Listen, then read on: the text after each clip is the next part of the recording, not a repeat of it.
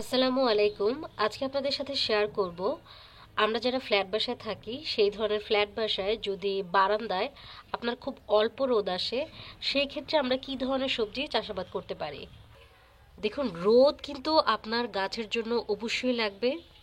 সবজি চাষের জন্য আসলে রোদের বিকল্প নেই, তারপরও যদি অল্প রোদ আসে তাতেও কিন্তু কিছু সবজি আপনারা কিন্তু ফ্ল্যাট বাসায় করতে পারেন।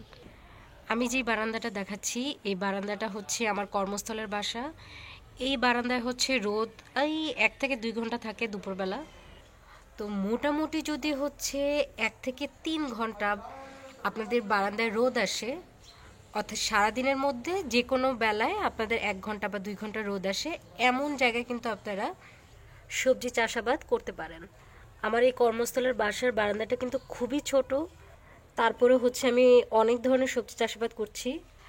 যেমন আমার বারান্দায় যেহেতু হচ্ছে 1-2 ঘন্টা রোদ আসে, দুপুরের রোদটা, আমি বারান্দায় কিন্তু বেগুন চাষ করছি। আমার বারান্দায় বিভিন্ন ধরনের বেগুন আছে, যেমন হচ্ছে সাদা বেগুন আছে, তারপর হচ্ছে কালো বেগুন আছে, গোল বেগুন আছে, লম্বা বেগুন আছে। মোটামুটি আমার বারান্দায় হচ্ছে 7টা বেগুন গাছ আছে। তবে একটা কথা বলে দিচ্ছি, যেহেতু আমার বারান্দায় মাত্র 1 থেকে 2 ঘন্টা রোদ থাকে, সো এই বেগুন গাছে কিন্তু খুব বেশি পরিমাণে বেগুন আসবে না। বেগুন গাছে ভালো বেগুন আসার জন্য রোদের প্রয়োজন, সারা দিনের রোদের প্রয়োজন। সো আপনার বারান্দায় যদি 1-2 ঘন্টা রোদ আসে, আপনি যদি বেগুন গাছ লাগাতে চান, এইটা মাথায় রেখেই লাগাতে হবে যে আপনার কিন্তু প্রচুর পরিমাণে বেগুন পাওয়ার সম্ভাবনা নেই। বেগুন পাবেন কিন্তু অল্প পরিমাণে। এরপরে রয়েছে বিলাতি ধনিয়া পাতা। এটা কিন্তু সারা বছর বারান্দায় হবে, এবং বিলাতি ধনিয়া পাতা হচ্ছে যদি আপনার বারান্দায় 2-1 ঘন্টা রোদ আসে কিংবা 1 ঘন্টারও কম রোদ আসে, মানে অল্প রোদ আসে, এই রোদে কিন্তু হচ্ছে যে বিলাতি ধনিয়া পাতা খুব ভালো হয়। একদম এই ধরনের অল্প রোদে হচ্ছে বিলাতি ধনিয়া পাতা হচ্ছে একদম আদর্শ একটা গাছ, এবং এই গাছটা করাও কিন্তু খুব সহজ। আমার চ্যানেলে ভিডিও আছে, প্রয়োজনে দেখে নিতে পারেন। তো আপনারা কিন্তু বিলাতি ধনিয়া পাতা গাছ কিন্তু এই কম রোদে লাগাতে পারেন। আমার বারান্দায় রয়েছে মরিচ গাছ, মোটামুটি 5টা মরিচ গাছ রয়েছে আমার এই ছোট্ট বারান্দায়। তবে আবারও বলছি, মরিচও কিন্তু এমন একটি গাছ যেটার হচ্ছে সারাদিনের রোদটা লাগে। ভালো মরিচ যদি পেতে চান তাহলে হচ্ছে যে সারাদিনের রোদ পড়ে এমন জায়গায় রাখতে হবে। তবে হচ্ছে এরকম 2-1 ঘন্টা রোদ আসে এরকম জায়গাও রাখতে পারেন, তবে তুলনামূলক ফলন কম আসবে। সো আপনার যদি মন মানসিকতা থাকে যে আমার কম মরিচ আসলেও সমস্যা নাই, তাহলে কিন্তু আপনি এই ধরনের বারান্দায়, অর্থাৎ যেখানে 2-3 ঘন্টা রোদ আসে বা 1 ঘন্টা রোদ আসে, এই ধরনের বারান্দায় কিন্তু অনায়াসে মরিচ গাছ লাগাতে পারেন। আমার বারান্দায় এই মুহূর্তে রয়েছে একটা লাউ গাছ, দেখতে পাচ্ছেন লাউ গাছটা বড় হচ্ছে। তো আপনাদের বারান্দায় যদি এরকম 2-1 ঘন্টা রোদ আসে তাহলে কিন্তু লাউ গাছ লাগাতে পারেন। তবে বিশেষ সতর্কতা, এই ধরনের লাউ গাছে অর্থাৎ রোদ ছাড়া কিন্তু লাউ হবে না, তবে লাউ গাছ বড় হলে এটা শাক পাতা খেতে পারবেন। সো আমি এই লাউ গাছটা লাগিয়েছি মূলত শাক পাতা খাওয়ার জন্যই। এটা হচ্ছে বারান্দার গ্রিলে বাইবে, এবং হচ্ছে আমি লাউ গাছের লাউ শাক পাতা খাবো, এই জন্যই এটা লাগিয়েছি। সো আপনাদের যদি মন মানসিকতা থাকে যে এই ধরনের মানে কম রোদ আসে এই ধরনের বারান্দায় আপনারা হচ্ছে যে শুধু লাউ শাক খেতে চান, তাহলে হচ্ছে এই গাছ লাগাতে পারেন। তবে লাউ খেতে চান এই ধরনের ইচ্ছা থাকলে লাউ গাছ লাগানোর দরকার নেই, কারণ কম রোদে আসলে লাউ হবে না। আমার বারান্দায় এতদিন 4টা মিষ্টি কুমড়া গাছ ছিল। ওই মিষ্টি কুমড়া গাছ থেকে আমি প্রচুর মিষ্টি কুমড়ার পাতা খেয়েছি এবং ফুল খেয়েছি। তো মোটামুটি সবগুলো গাছ উঠিয়ে ফেলছি নতুন গাছ লাগানোর জন্য। আর এখন বর্তমানে একটাই মিষ্টি কুমড়া গাছ আছে আমার বারান্দায়। তো আমার বারান্দায় যেহেতু খুবই অল্প রোদ আসে, অর্থাৎ 1-2 ঘন্টা রোদ আসে, এই ধরনের বারান্দায় কিন্তু আপনি যদি মিষ্টি কুমড়া শাক খেতে চান এবং হচ্ছে ফুল খেতে চান, তাহলে কিন্তু হচ্ছে একটা মিষ্টি কুমড়া গাছ আপনারা অনায়াসে লাগাতে পারেন। তবে এটা আপনাদের মাথায় রাখতে হবে, এই ধরনের কম রোদযুক্ত জায়গায় কিন্তু মিষ্টি কুমড়া পাবেন না। তাই আপনাদের যদি মন মানসিকতা থাকে যে না, শুধুমাত্র আমি মিষ্টি কুমড়া গাছ থেকে মিষ্টি কুমড়া পাতাই খেতে চাই, আমার মিষ্টি কুমড়া মানে দরকার নাই, যেহেতু আমার বারান্দায় 2-1 ঘন্টা রোদ আসে বা 3 ঘন্টা রোদ আসে, সেই ক্ষেত্রে আপনি অনায়াসে মিষ্টি কুমড়ার একটা চারা লাগিয়ে দিতে পারেন। তো আমার এই কর্মস্থলের বারান্দায় আপাতত এই সবজিগুলোই রয়েছে। আসলে বারান্দাটা ভীষণই ছোট, তারপরেও যতটুকু পেরেছি লাগিয়েছি।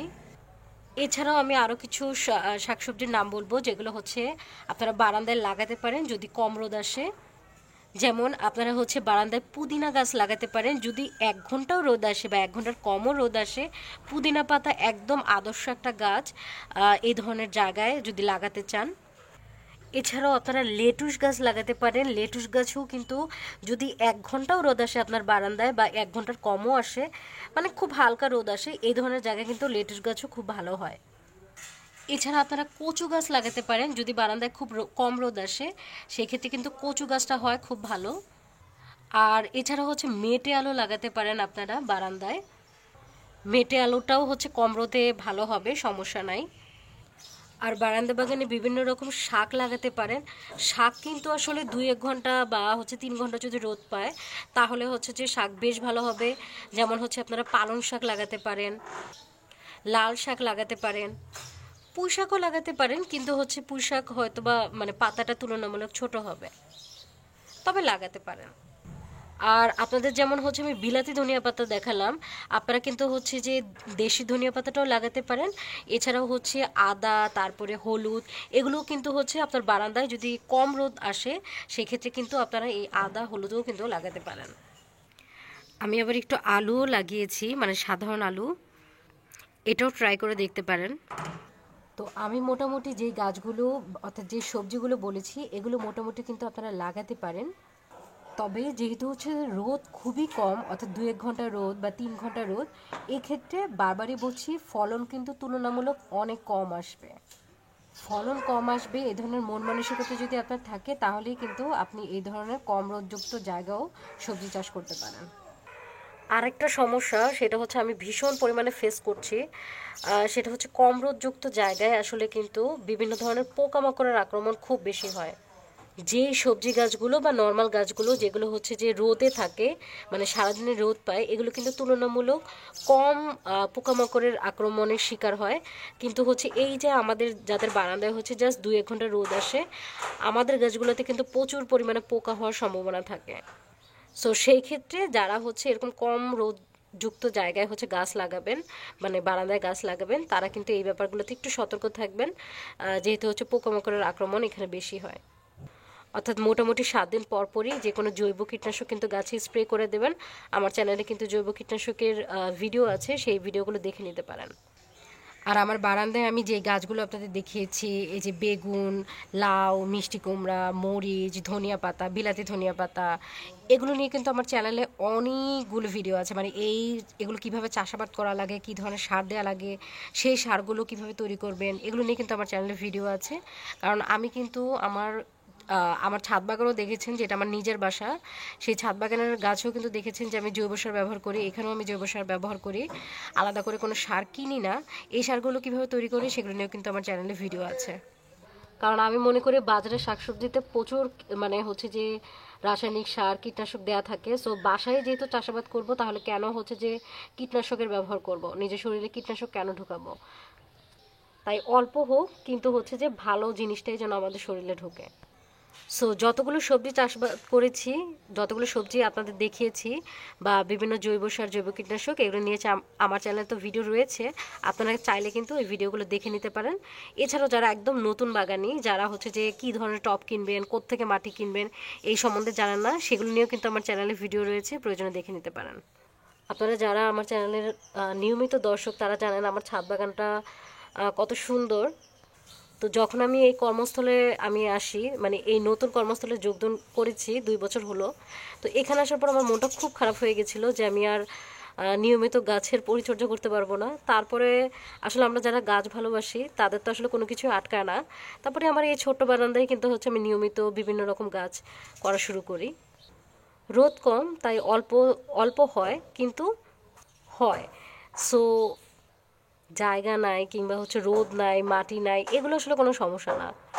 গাছ লাগানোর জন্য আসলে ইচ্ছাটাই যথেষ্ট।